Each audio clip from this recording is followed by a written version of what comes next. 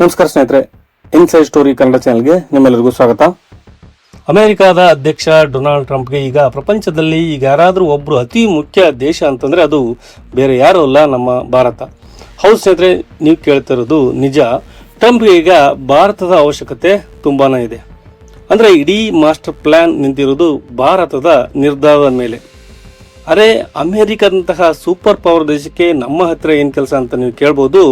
ಉತ್ತರ ಇಲ್ಲಿದೆ. ಪ್ರಪಂಚದ ಆಯಿಲ್ ಮಾರ್ಕೆಟ್ ಕೀಲಿಕ್ಕೆ ಈಗ ಭಾರತದ ಜೇಬಿನಲ್ಲಿದೆ. ಕತೆ ಇಲ್ಲಿಗೆ ಮುಗಿಯಲ್ಲ. ಪರ್ಸಿಯನ್ ಗಲ್ಫ್ನಲ್ಲಿ ಇರಾನ್ ಮತ್ತು ಅಮೆರಿಕದ ನಡುವೆ ಯುದ್ಧದ ವಾತಾವರಣ ಸೃಷ್ಟಿಯಾಗಿದೆ. ಇರಾನ್ ಅಮೆರಿಕದ ಅತಿ ದೊಡ್ಡ ಏರ್ಕ್ರಾಫ್ಟ್ ಕ್ಯಾರಿಯರ್ ಅನ್ನ ಮೇಲೆ ಈಗ ಇರಾನ್ ದಾಳಿ ಮಾಡೋಕೆ ಟ್ರೈ ಮಾಡಿದೆ. ಅಮೆರಿಕದ F-35 ಫೈಟರ್ ಜೆಟ್ ಆ ಡ್ರೋನ್ಗಳನ್ನು ಆಕಾಶದಲ್ಲೇ ಸುಟ್ಟು ಹಾಕಿದೆ. ಆದರೆ ಈ ಯುದ್ಧದ ಸದ್ದು, ಈ ಡ್ರೋನ್ ಅಟ್ಯಾಕ್ ಇವೆಲ್ಲದರ ಹಿಂದೆ ಟ್ರಂಪ್ ಅವರ ಒಂದು ದೊಡ್ಡ ಕುತಂತ್ರ ಕೂಡ ಅಡಗಿದೆ. ಕೆಲವರು ಟ್ರಂಪ್ ಹುಚ್ಚ, ಏನೇನೋ ಮಾಡ್ತಾನೆ ಅಂತ ಅಂದರೆ ನೆನಪಿರಲಿ, ಅವರ ಹುಚ್ಚಾಟದ ಹಿಂದೆ ಕೂಡ ಒಂದು ಪಕ್ಕಾ ಲೆಕ್ಕಾಚಾರ ಇರುತ್ತೆ. ಅಷ್ಟಕ್ಕೂ ಟ್ರಂಪ್ ಪ್ಲಾನ್ ಏನು? ಇರಾನ್ ಮೇಲೆ ಅಮೆರಿಕ ಯಾಕೆ ಅಟ್ಯಾಕ್ ಮಾಡುತ್ತೆ? ಈ ಗೇಮ್ನಲ್ಲಿ ವೆನೆಜುಲಾ ಯಾಕೆ ಬಂತು? ಮತ್ತು ಎಲ್ಲದಕ್ಕಿಂತ ಮುಖ್ಯವಾಗಿ ಭಾರತದ ಪ್ರಧಾನಿ ಮೋದಿ ಅವರಿಗೆ ವೆನೆಜುಲಾದಿಂದ ಅರ್ಜೆಂಟ್ ಆಗಿ ಕರೆ ಬಂದದ್ದು ಯಾಕೆ? ಇವತ್ತಿನ ಈ ವಿಡಿಯೋದಲ್ಲಿ ಇದರ ಬಗ್ಗೆ ಡೀಟೇಲ್ ಆಗಿ ಚರ್ಚೆ ಮಾಡೋಣ. ಅದಕ್ಕೂ ಮುಂಚೆ ಈ ವಿಡಿಯೋ ಇಷ್ಟ ಆದರೆ ದಯವಿಟ್ಟು ಲೈಕ್ ಮಾಡಿ, ಹಾಗೆ ನನ್ನ ಚಾನಲ್ಗೆ ಹೊಸಬರಾಗಿದ್ರೆ ದಯವಿಟ್ಟು ಸಬ್ಸ್ಕ್ರೈಬ್ ಮಾಡಿ. ಸ್ನೇಹಿತರೆ, ಪರ್ಸಿಯನ್ ಗಲ್ಫ್ ಅನ್ನೋ ಸಮುದ್ರದ ಭಾಗ ಇದೆಯಲ್ಲ, ಅದು ಈಗ ಜಗತ್ತಿನ ಅತ್ಯಂತ ಡೇಂಜರಸ್ ಜಾಗ ಆಗಿ ಬದಲಾಗಿದೆ. ಯಾಕಂದ್ರೆ ಅಲ್ಲಿ ಅಮೆರಿಕ ತನ್ನ ಬೃಹತ್ ಯುದ್ಧ ನೌಕೆಗಳನ್ನು ನಿಲ್ಲಿಸಿದೆ. ರೀಸೆಂಟ್ ಆಗಿ ಏನಾಯ್ತು ಗೊತ್ತಾ? ಇರಾನ್ ಸುಮ್ಮನೆ ಏನು ಕುಂತಿಲ್ಲ, ಅವರು ತಮ್ಮ ಡ್ರೋನ್ಗಳನ್ನ ಅಮೆರಿಕದ USS ಅಬ್ರಹಂ ಲಿಂಕನ್ ಅನ್ನೋ ಕ್ಯಾರಿಯರ್ ಕಡೆಗೆ ಕಳಿಸಿದ್ರು. ಇದು ಅಮೆರಿಕಕ್ಕೆ ನೇರ ಸವಾಲು ಹಾಕಿದೆ. ಇದನ್ನ ನೋಡಿ ಟ್ರಂಪ್ ಸುಮ್ಮನಿರ್ತಾರ? ತಕ್ಷಣವೇ ಆ ನೌಕೆಯಿಂದ ಅಮೆರಿಕದ ಅತ್ಯಾಧುನಿಕ ಅತ್ಯಂತ ಪವರ್ಫುಲ್ ಅಂತಹ F-35 ಫೈಟರ್ ಜೆಟ್ ಅನ್ನು ಹಾರಿ ಬಂತು. ಆ ಡ್ರೋನ್ ಅಮೆರಿಕದ ನೌಕೆ ಹತ್ರ ಬರೋದಕ್ಕೂ ಮೊದಲೇ F-35 ಅದನ್ನ ಹೊಡೆದುಳಿಸ್ತು. ಅಷ್ಟೆಲ್ಲ ಇರಾನ್ನು ಕೂಡ ಒಂದು ಹೆಜ್ಜೆ ಮುಂದೆ ಹೋಗಿ ಅಮೆರಿಕದ ಬಾವುಟವಿರುವಂತಹ ಒಂದು ಮರ್ಚೆಂಟ್ ಶಿಪ್ ಅಂದ್ರೆ ಟ್ಯಾಂಕರ್ ಅನ್ನ ಹೈಜಾಕ್ ಮಾಡೋಕೆ ಟ್ರೈ ಮಾಡಿದೆ. ಇನ್ನು ಸ್ಟೇಪ್ ಆಫ್ ಹಾರ್ಮೋಸ್ ಹತ್ರ ಇರಾನಿನ ARGC ಬೋಟ್ಗಳು ಕೂಡ ಈ ಟ್ಯಾಂಕರ್ ಅನ್ನ ಸುತ್ತುವರೆದಿದ್ದು, ನಿಲ್ಲಿಸಿ ನಾವು ನಿಮ್ಮನ್ನ ವಶಕ್ಕೆ ಪಡಿತಿದ್ದೀವಿ ಅಂತ ಬೆದರಿಕೆ ಕೂಡ ಹಾಕಿದ್ರು. ಆದರೆ ಅಮೆರಿಕದ ನೆವಿ ಬರ್ತಿದ್ದ ಹಾಗೆ ಅಲ್ಲಿ ಅವರು ಅಲ್ಲಿಂದ ಕಾಲ್ಕಿದ್ದಾರೆ. ಈಗ ಪ್ರಶ್ನೆ ಏನಂದ್ರೆ, ಇಷ್ಟೆಲ್ಲ ಆದ್ರೂ ಕೂಡ ಟ್ರಂಪ್ ಯಾಕೆ ಇರಾನ್ ಮೇಲೆ ನೇರ ಯುದ್ಧವನ್ನ ಘೋಷಣೆ ಮಾಡ್ತಾ ಇಲ್ಲ? ಯಾಕೆ ಸುಮ್ಮನೆ ವಾರ್ನಿಂಗ್ ಅನ್ನು ಕೊಟ್ಟು ಕೂತಿದ್ದಾರೆ? ನೋಡಿ, ಅವ್ರ ತಲೆಯಲ್ಲಿ ಬೇರೆದ್ದೇ ಲೆಕ್ಕಾಚಾರ ಓಡಾಡ್ತಿದೆ. ಅವ್ರಿಗೆ ಚೆನ್ನಾಗಿ ಗೊತ್ತು, ಈಗ ಸಡನ್ ಆಗಿ ಇರಾನ್ ಮೇಲೆ ಬಾಂಬ್ ಹಾಕಿದ್ರೆ ಏನಾಗುತ್ತೆ ಅಂತ. ನೋಡಿ, ಲಾಜಿಕ್ ತುಂಬಾ ಸಿಂಪಲ್ ಆಗಿದೆ. ಇರಾನ್ ಪ್ರಪಂಚದ ದೊಡ್ಡ ಆಯಿಲ್ ಎಕ್ಸ್ಪೋರ್ಟ್ಗಳಲ್ಲಿ ಒಂದು.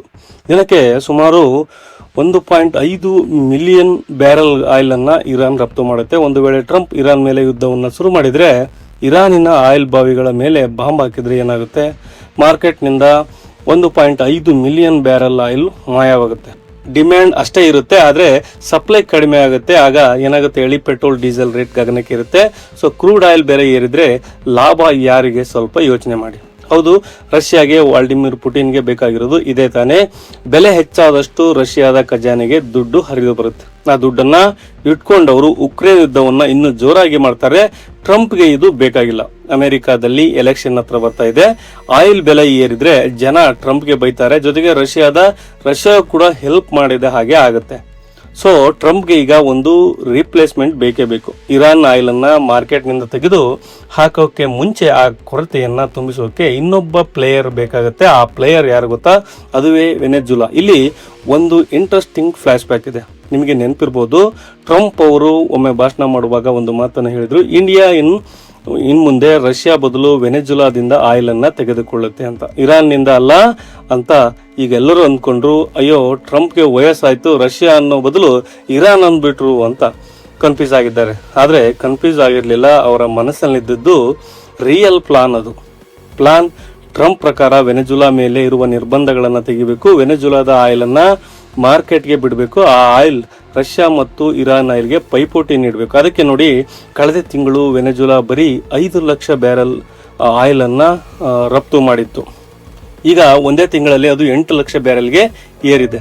ಅಮೆರಿಕದ ಕಂಪನಿಗಳು ಈಗ ವೆನೆಜುಲಾಗೆ ಹೋಗಿ ಅಲ್ಲಿನ ಆಯಿಲ್ ಬಾವಿಗಳನ್ನ ರಿಪೇರಿ ಮಾಡ್ತೀವಿ, ಬೇಗ ಆಯಿಲ್ ಅನ್ನ ತೆಗೀರಿ, ನಮಗೆ ಅರ್ಜೆಂಟ್ ಇದೆ ಅಂತೇಳಿ ಟ್ರಂಪ್ ಅವರ ಅಡ್ಮಿನಿಸ್ಟ್ರೇಟಿವ್ ಪುಷ್ ಮಾಡ್ತಾ ಇದೆ. ಈಗ ನಮ್ಮ ಮೇನ್ ಹೀರೋ ಭಾರತದ ಕಡೆಗೆ ಇಡೀ ಆಟದಲ್ಲಿ ಭಾರತ ಯಾಕೆ ಬೇಕು ನೋಡಿ. ವೆನೆಜುಲಾದಲ್ಲಿ ಸಿಗೋ ಆಯಿಲ್ ಇದೆಯಲ್ಲ, ಅದು ಸಾಮಾನ್ಯವಾಗಲ್ಲ.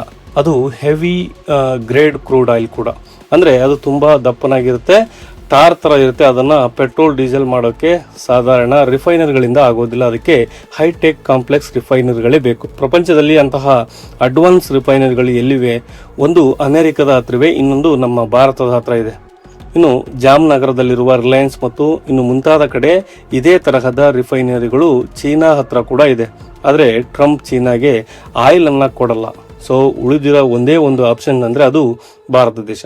ಟ್ರಂಪ್ ಲೆಕ್ಕಾಚಾರ ಹೀಗಿದೆ ನೋಡಿ, ಭಾರತ ರಷ್ಯಾದಿಂದ ಆಯಿಲನ್ನ ತೆಗೆದುಕೊಳ್ಳೋದನ್ನ ಕಡಿಮೆ ಮಾಡಲಿ, ಬದಲು ವೆನೆಜುಲಾದಿಂದ ಆಯಿಲನ್ನು ತೆಗೆದುಕೊಳ್ಳಿ ಅನ್ನೋದು. ಭಾರತ ರಿಫೈನ್ ಮಾಡಿ ಪ್ರಪಂಚಕ್ಕೆ ಕೊಡಲಿ. ಇದರಿಂದ ಒಂದೇ ಕಲ್ಲಿಗೆ ಎರಡು ಹಕ್ಕಿ ಹೊಡೆದಂಗಾಗುತ್ತೆ. ರಷ್ಯಾದ ಆದಾಯಕ್ಕೆ ಕತ್ತರಿ ಬೀಳುತ್ತೆ ಮತ್ತು ಇರಾನ್ನ ಮೇಲೆ ಅವಲಂಬನೆ ತಪ್ಪುತ್ತೆ. ಅದಕ್ಕೆ ನೋಡಿ, ಸಡನ್ ಆಗಿ ವೆನೆಜುಲಾದ ಉಪಾಧ್ಯಕ್ಷರು ನಮ್ಮ ಪ್ರಧಾನಿ ಮೋದಿ ಅವರಿಗೆ ಕರೆ ಮಾಡಿ, ಸರ್ ನಮ್ಮ ಸಂಬಂಧ ಚೆನ್ನಾಗಿರಲಿ, ನಮ್ಮ ಆಯಿಲ್ ಸೆಕ್ಟರ್ನಲ್ಲಿ ಬಂದು ಇನ್ವೆಸ್ಟ್ ಮಾಡಿ ಅಂತೇಳಿ ಕರಿತಾ ಇದ್ದಾರೆ. ಭಾರತದ ONGC ಕಂಪನಿಗಳಿಗೆ ವೆನೆಜುಲಾದಲ್ಲಿ ಹೂಡಿಕೆ ಮಾಡೋಕ್ಕೆ ಇದು ಸುವರ್ಣ ಅವಕಾಶ. ಆಮೇಲೆ SBI ರಿಸರ್ಚ್ ಕೂಡ ಮಾಡ್ತಾ ಇದೆ. ನಾವು ರಷ್ಯಾ ಬದಲು ವೆನೆಜುಲಾ ಆಯಿಲನ್ನು ತೆಗೆದುಕೊಂಡ್ರೆ ನಮಗೆ ಲಾಭನೇ ಆಗುತ್ತೆ ಅಂತ, ಹಾಗೆ ದುಡ್ಡು ಕೂಡ ಉಳಿಯುತ್ತೆ ಅಂತ. ಮೇಲ್ನೋಟಕ್ಕೆ ಕಾಣೋ ಪಾಲಿಟಿಕ್ಸ್ ಆದರೆ ಈ ಆಟದ ಅಸಲಿ ವಿಲನ್ ಯಾರು ಗೊತ್ತಾ? ಅದುವೇ ಚೀನಾ. ಟ್ರಂಪ್ಗೆ ನಿದ್ದೆ ಬರದೇ ಇರೋಕ್ಕೆ ಕಾರಣ ಇರಾನ್ ಅಲ್ಲ, ರಷ್ಯಾ ಕೂಡ ಅಲ್ಲ, ಅದು ಚೀನಾ ಮತ್ತು ಅವರ ಕರೆನ್ಸಿ ಯುವಾನ್. ಚೀನಾ ಏನು ಮಾಡ್ತಾ ಇದೆ ಗೊತ್ತಾ? ಇರಾನ್, ರಷ್ಯಾ ಮತ್ತು ವೆನೆಜುಲಾ ಹತ್ರ ಹೋಗಿ ನೋಡಿ, ಅಮೆರಿಕ ನಮ್ಮ ಮೇಲೆ ಬ್ಯಾನ್ ಹಾಕಿದೆ, ಡಾಲರ್ನಲ್ಲಿ ವ್ಯಾಪಾರ ಮಾಡೋಕ್ಕೆ ಬಿಡ್ತಾ ಇಲ್ಲ, ಪರವಾಗಿಲ್ಲ, ನನಗೆ ಆಯಿಲ್ ಅನ್ನ ಕೊಡಿ, ನಾನು ನಿಮಗೆ ಯುವಾನ್ ನೋಟ್ಗಳನ್ನು ಕೊಡ್ತೀನಿ ಅಂತ ಹೇಳ್ತಾ ಇದ್ದಾರೆ. ಅದನ್ನೇ ಪೆಟ್ರೋ ಯುವಾನ್ ಅಂತ ಕರೀತಾರೆ. ಇದನ್ನ ಚೀನಾ ಬರೀ ಕಾಗದ ನೋಟುಗಳನ್ನ ಪ್ರಿಂಟ್ ಮಾಡಿ ಕೊಡ್ತಾ ಇದೆ, ಬದಲಾಗಿ ರಿಯಲ್ ಆದ ಚಿನ್ನ ಮತ್ತು ಖನಿಜಗಳನ್ನ ತನ್ನ ದೇಶಕ್ಕೆ ತುಂಬಿಕೊಳ್ತಾ ಇದೆ. ಡಿಸ್ಕೌಂಟ್ ರೇಟ್ನಲ್ಲಿ ಎನರ್ಜಿ ಸಿಗೋದ್ರಿಂದ ಚೀನಾದ ಫ್ಯಾಕ್ಟರಿಗಳು ರಾತ್ರಿ ಹಗಲು ನಡೀತವೆ. ಟ್ರಂಪ್ಗೆ ಇದು ಸಹಿಸಿಕೊಳ್ಳೋಕೆ ಆಗ್ತಾ ಇಲ್ಲ. ನನ್ನ ಡಾಲರ್ನ ಬಿಟ್ಟು ಯುವಾನ್ನಲ್ಲಿ ವ್ಯಾಪಾರ ಮಾಡ್ತೀರಾ ಅನ್ನೋ ಕೋಪ ಅವರಿಗೆ. ಅದಕ್ಕೆ ಟ್ರಂಪ್ ಈಗ ವೆನೆಜುಲಾವನ್ನ ಚೀನಾದ ಮಡಿಲಿನಿಂದ ಕಿತ್ಕೊಳ್ತಿದ್ದಾರೆ. ನಿನಗೆ ಡಾಲರ್ ಬೇಕಾ, ನನ್ನ ಜೊತೆ ಬಾ, ಚೀನಾಗೆ ಆಯಿಲ್ ಅನ್ನ ಕೊಡಬೇಡ ಅಂತ ಹೇಳ್ತಾ ಇದ್ದಾರೆ. ಈಗ ನೆಕ್ಸ್ಟ್ ಟಾರ್ಗೆಟ್ ಇರಾನ್ ಆಗಿದೆ.